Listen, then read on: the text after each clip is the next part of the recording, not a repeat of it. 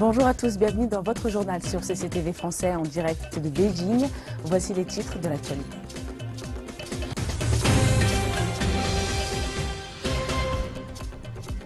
En Chine, le président de l'organe consultatif politique a fait le bilan de la conférence qui s'est achevée lundi. Des experts chinois rejettent les critiques américaines sur les droits de l'homme en Chine et dénoncent certaines politiques de Washington. Face au changement de consommation, le gouvernement chinois annonce de nouveaux règlements régissant les sociétés de taxis privés. De vastes projets permettent à la Chine de mener à bien sa politique d'investissement et de réforme.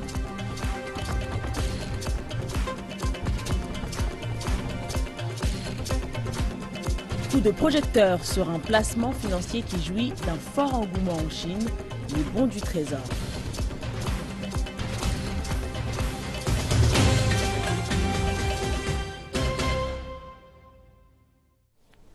Le plus haut organe consultatif politique chinois a terminé sa session annuelle ce lundi. Le président du comité national de la CCPPC, Yu Zhensheng, a promis de continuer les efforts pour construire une société de moyenne aisance. On l'écoute.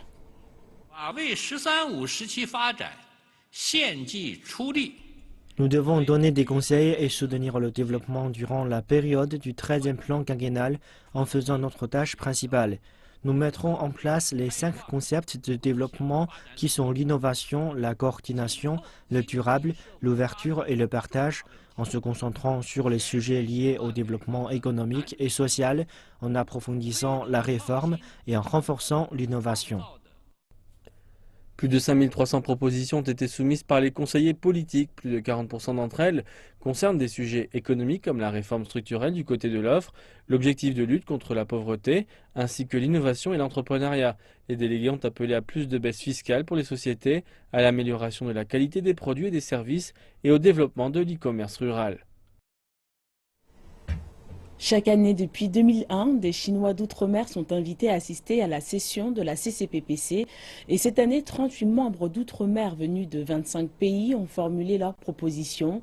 Monsieur Chen Jiaoxi est l'un d'entre eux. Il vit en France depuis 37 ans et c'est la première fois qu'il participe à la session annuelle. Écoutons-le.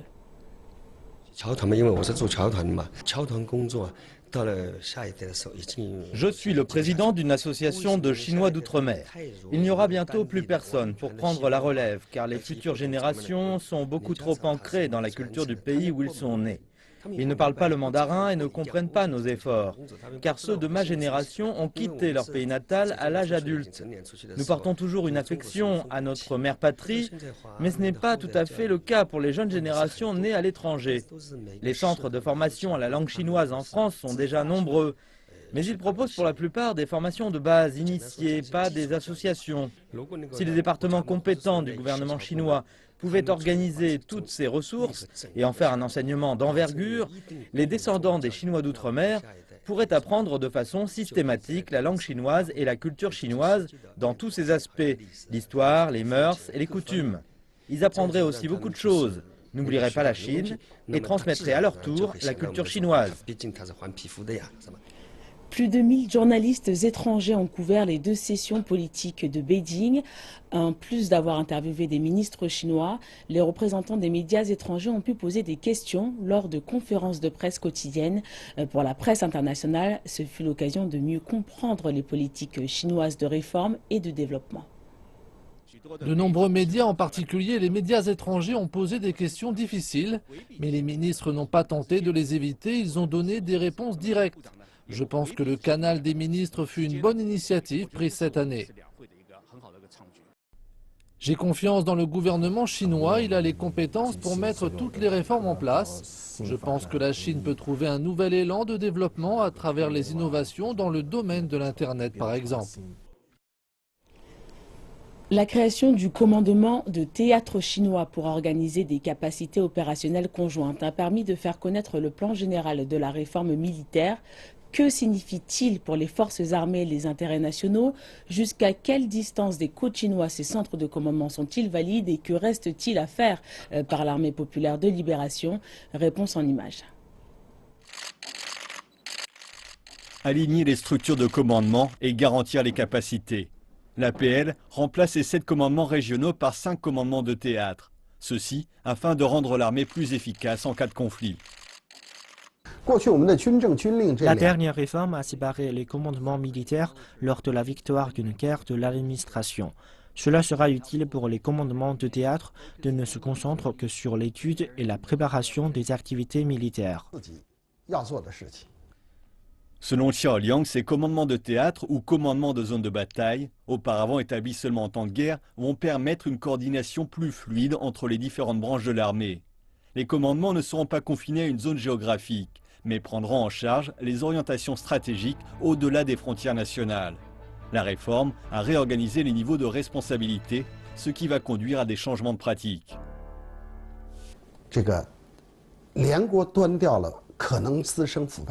La réforme a drastiquement modifié le terreau de la corruption dans l'armée, qui était profondément implanté et entrelacé. Cela en raison du besoin interne de bâtir une armée moderne capable de gagner une guerre, ainsi qu'en raison du besoin de lutter plus efficacement contre la corruption.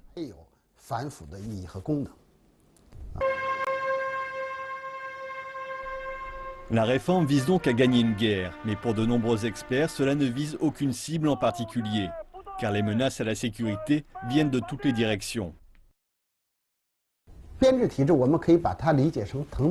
Restructurer l'armée peut être comparé à l'ouverture de la cage pour changer les oiseaux. Mais la chose la plus importante pour l'armée est d'être ouverte au changement de pensée. Aussi longtemps que nous ne changeons pas les concepts, les réformes ne changeront que le format, mais n'apporteront pas de résultats. L'objectif est donc ambitieux et les défis nombreux. Et autre grand titre de l'actualité, de nombreux experts chinois ont répondu aux États-Unis s'agissant des droits de l'homme. Cela fait suite à une récente publication des États-Unis ensemble avec 11 autres pays sur les inquiétudes qu'ils ont concernant la question des droits humains en Chine. Lors d'une conférence de presse hier lundi, plusieurs académiciens chinois ont vilipendé les États-Unis pour leurs récents propos qualifiés de critiques hypocrites de la Chine. Et ils ont critiqué Washington s'agissant du contrôle des armes et du problème racial. Il y a plus de 300 millions d'armes détenues par des particuliers aux États-Unis. Quasiment tout le monde a une arme. Il s'agit là de chiffres ahurissants. Chaque année, 30 000 personnes meurent dans des incidents liés aux armes aux États-Unis. Et le racisme est un problème qui dure depuis très longtemps dans la société américaine. 61% des citoyens américains pensent que les rapports raciaux sont dans leur pire phase depuis 2 décennies. Un autre expert déclare que l'établissement du Conseil onusien pour les droits de l'homme a aidé à améliorer la situation des droits de l'homme dans le monde, à l'exception des États-Unis. Le taux de mortalité maternelle a baissé de 45%, mais aux États-Unis, ce taux a augmenté de 136% entre 1990 et 2013. Et sur le plan de la santé médicale, il y a 33 millions de personnes non couvertes par une assurance. Chang indique que le système électoral américain est de plus en plus contrôlé par des groupes financés en fonction des intérêts des entreprises. Il a déclaré que chaque dollar que les entreprises américaines investissent dans une campagne politique va générer 760 $ de profits en retour. Donc nous pouvons voir que les États-Unis ont très peu progressé dans certains domaines sur les droits de l'homme. Un pays comme celui-ci n'a aucun droit de juger un autre. Les experts ont également critiqué la crise des réfugiés en Europe liée à l'implication militaire des États-Unis au Moyen-Orient. Merci de nous retrouver pour cette deuxième partie d'édition. Le ministre chinois des Transports Yang Chiatang et d'autres responsables se sont exprimés devant les médias concernant la réforme et le développement de l'industrie chinoise des taxis. L'un des sujets les plus chauds a été le développement des compagnies de taxis privées. Cela a rendu les trajets plus faciles, mais cela a aussi créé de nouveaux problèmes. La popularité grandissante des applications pour smartphone d'appel de taxi a ajouté aux difficultés que rencontrent les chauffeurs de taxi dans de nombreuses grandes villes. Les autorités disent qu'elles préparent de nouvelles régulations.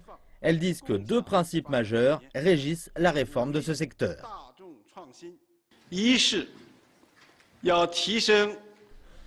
D'abord, l'amélioration des services fournis par les taxis traditionnels et une meilleure prise en compte des besoins du public. Dans les années 90, les taxis se sont développés très rapidement et ont joué un rôle positif dans la résolution des problèmes de circulation. Ceci doit être noté. Toutefois, de nouveaux problèmes sont apparus avec le temps. Dans certaines villes, il est difficile de trouver des taxis et le service proposé n'est pas satisfaisant, ce qui rend la réforme urgente et nécessaire. Deuxièmement, nous encourageons l'innovation et la régulation dans le développement des compagnies de taxis privées. Elles fournissent une nouvelle expérience de déplacement, tout en causant un conflit d'intérêts entre les taxis traditionnels et les taxis privés. Des problèmes comme la sécurité et la concurrence non faussée doivent être résolus. La Chine continue de mettre en avant les réformes et les changements structurels impliquant l'économie, selon les responsables de la Commission nationale pour le développement et la réforme. Les projets d'investissement du gouvernement qui s'étendent à 11 secteurs ont totalisé plus de 5 000 milliards de yuan en janvier. C'est une hausse de 253 milliards de yuan depuis la fin de l'année dernière. La plus importante destination de l'investissement reste l'infrastructure. En janvier, il y a eu 52 projets totalisant 1,6 milliard de yuan, impliquant la technologie d'information, le réseau électrique, le pétrole, le gaz et Internet. Zhao Qianxin a également déclaré que le gouvernement développait des zones d'essai pour un nouveau schéma des prix de l'électricité pour 18 réseaux provinciaux et un régional.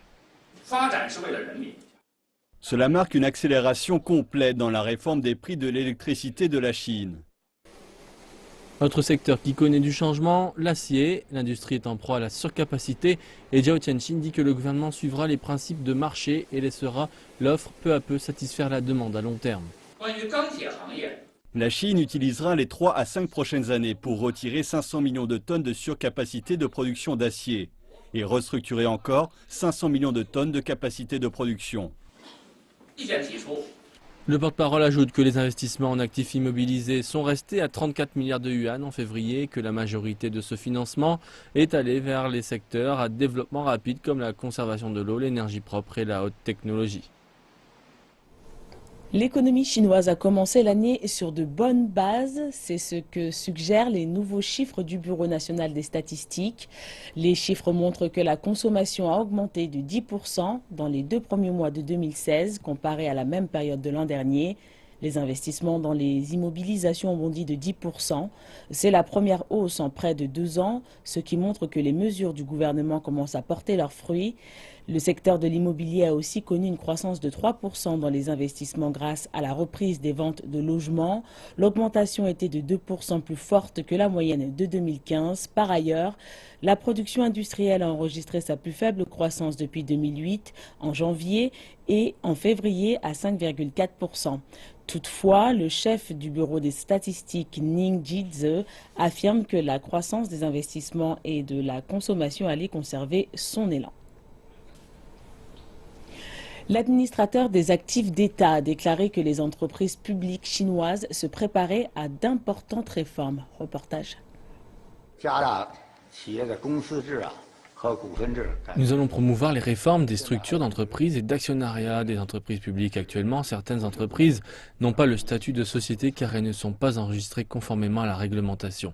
Dans ce cas, nous allons diversifier la structure de l'entreprise et promouvoir activement le développement économique avec un actionnariat mixte.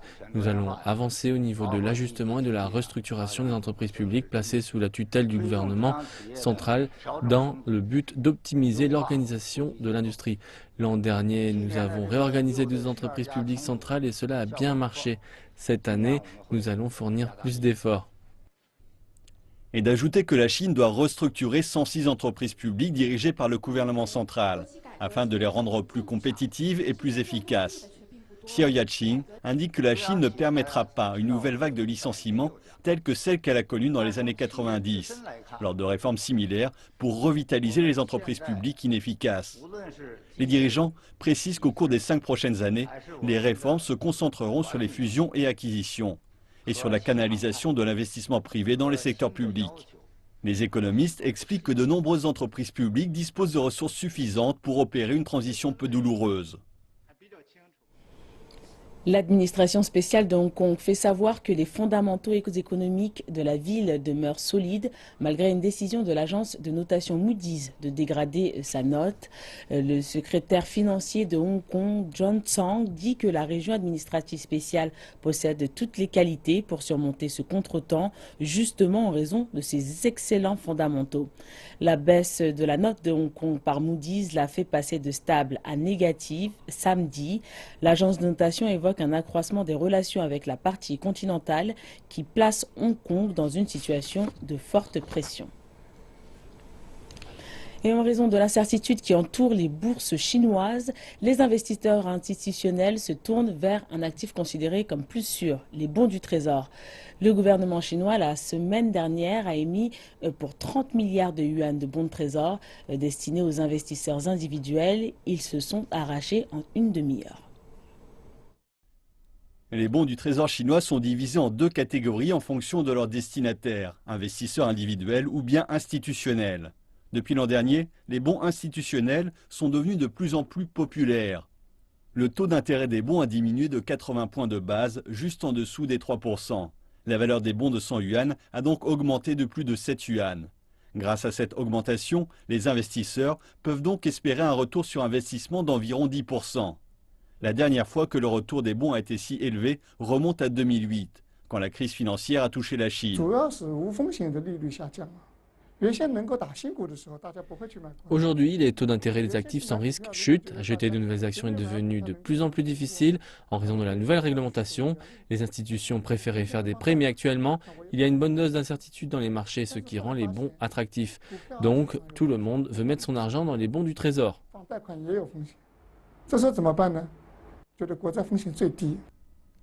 Comme dans la majeure partie des pays, plus l'économie est morose, plus les bons sont populaires.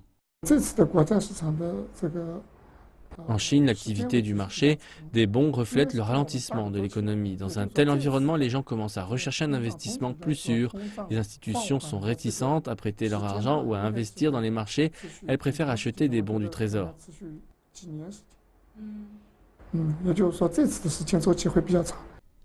La question est maintenant de savoir combien de temps ce boom va durer. L'inflation s'est élevée à 2,3% en février en glissement annuel, soit pour la première fois depuis août au-dessus des 2%. Même si ce résultat en a surpris plus d'un, Gu Weiyong estime que l'inflation ne devrait pas s'accélérer. Et ceci renforcerait l'attractivité des bons du Trésor dans un futur proche. Ce boom pour les bons du Trésor peut durer un moment car il est lié à la situation économique générale de la Chine. Le ralentissement de l'inflation peut durer plusieurs années, ce qui va aider les bons du Trésor à rester populaires.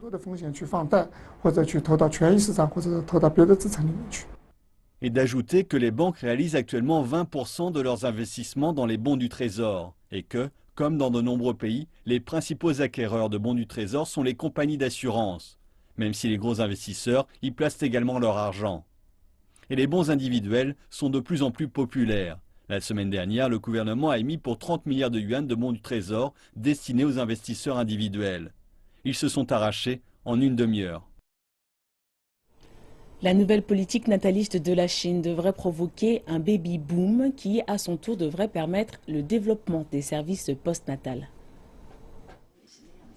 Chen Yibing a donné naissance à son deuxième enfant il y a 2 semaines.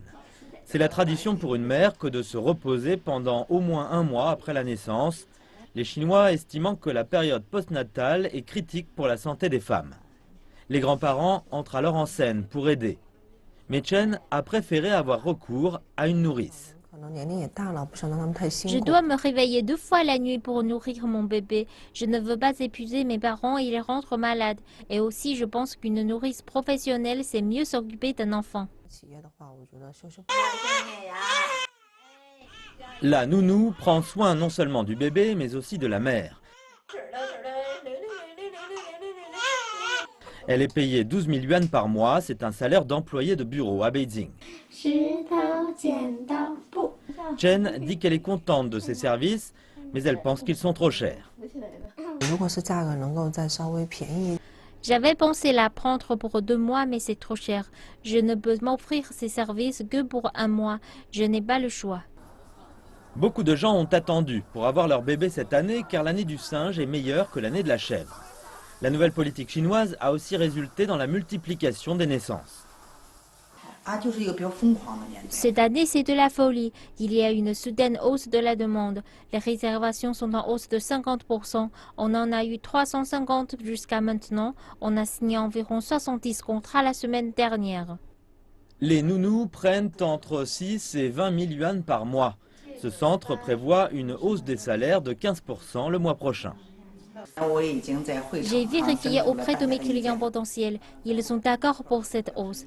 Je prévois de doubler le nombre de nourrices et d'en employer 1500 cette année pour satisfaire la demande. Mais il n'est pas facile d'en trouver de bonnes. L'Académie chinoise des sciences sociales dit qu'environ 17 millions de bébés naissent tous les ans en Chine. La nouvelle politique pourrait en ajouter 3 millions par an dans les 5 prochaines années. Un enfant coûte en moyenne 60 000 yuan au cours de ses 5 premières années. Cette nouvelle population devrait créer environ 2 000 milliards de yuan de consommation en plus entre 2016 et 2020.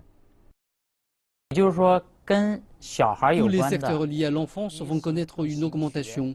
Les vêtements, les jouets, l'éducation, les soins postnatals. Ce secteur est largement dominé par les femmes et il risque de pâtir justement des nombreux congés maternité. Mais cela devrait être bon pour l'économie en général. Chen dit que l'embauche d'une nourrice n'est qu'une première étape pour le bébé. Elle va dépenser encore beaucoup plus pour son éducation et prendre un appartement plus grand. Et c'est la fin de cette édition. Merci de nous avoir suivis. On se retrouve à midi, heure de Beijing, pour la prochaine édition. Excellente suite de programme.